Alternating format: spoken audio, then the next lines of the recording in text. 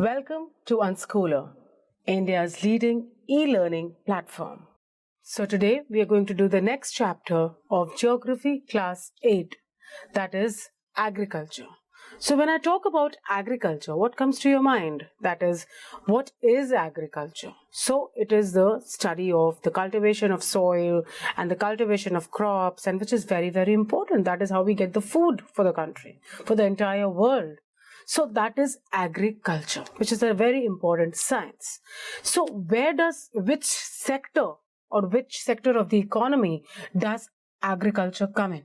So when I talk about the different sectors, that is on the basis of the production of goods and services, on the basis of the classification of different sectors of the economy, that is the total production of goods and services takes place through the different sectors in the economy, which is primary, secondary and tertiary.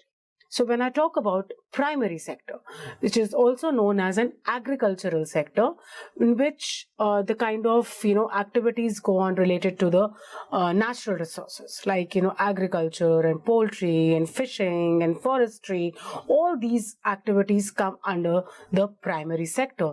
And since our country is an agricultural country, so we also know this primary sector as the agricultural sector. Okay, related to the primary activities, that is related to the activities from the natural resources present in the country.